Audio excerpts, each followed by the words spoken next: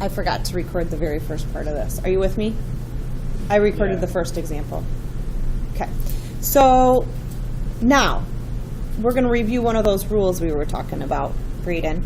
The way that I undo this is I would say the natural log, I can get rid of this by saying e to the side equals y. Now, I'm going to write it as e to the k times t plus c, okay, equals y.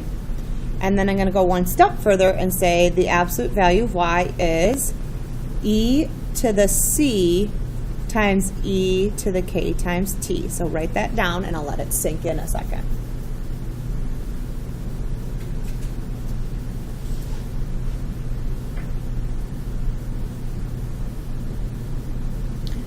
Do you guys remember exponent rules? Do you remember if you had x to the 7th times x to the 5th, you would get x to the 12th? You can also go backwards. If you have e to the kt plus c, that was the same as e to the c times e to the kt. Okay. Would you agree if c is some number, isn't e to some number some number? Okay. So now what I have is I have some number in front, and this means that it could be positive or it could be negative, e to the c times e to the kt. We're going to let e to the c, plus or minus, be something which I'm going to call a sub 0.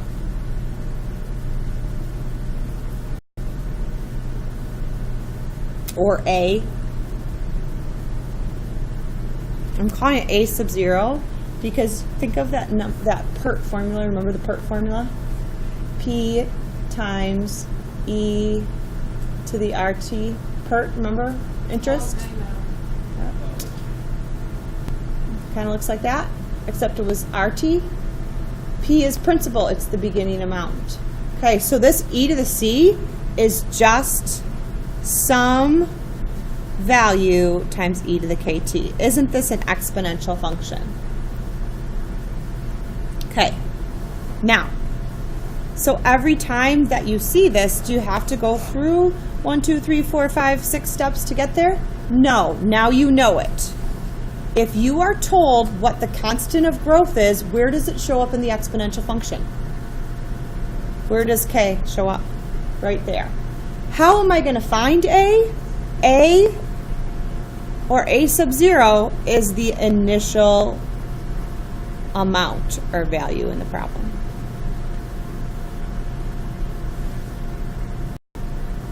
So you're going to be able to find it.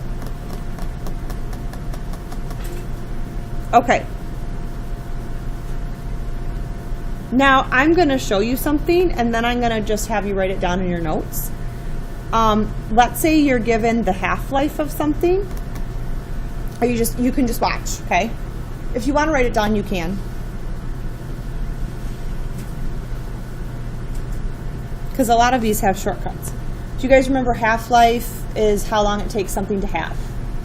Okay, so let's say I had my A, I'll call it Y. Y sub 0 is my initial amount.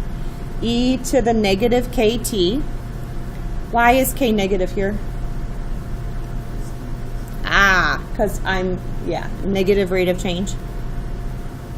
And then I'm trying to figure out how much time it's going to take to get to half. Okay, so let's say I solved this. Do you agree that the y sub 0s would just cancel? What am I left with? Okay. All right. And, sorry. I'm getting ahead of myself. It's just 1/2. How would I undo or bring this power down? ln of both sides.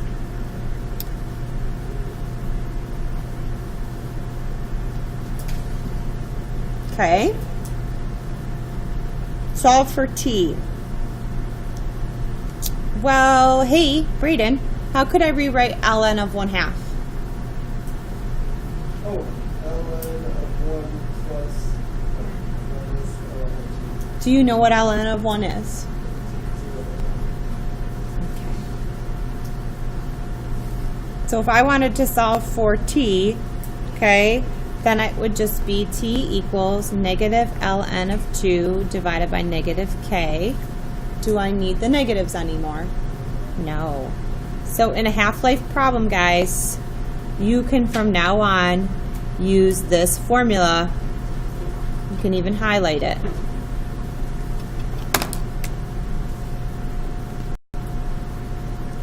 If you have k, oh gosh, I hate it when it does that.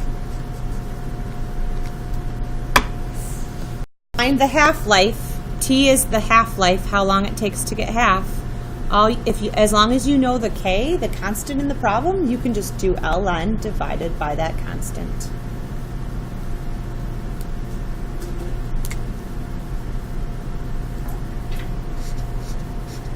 Same with this. I think it's worse with blue than some other colors for some reason. If you Yep.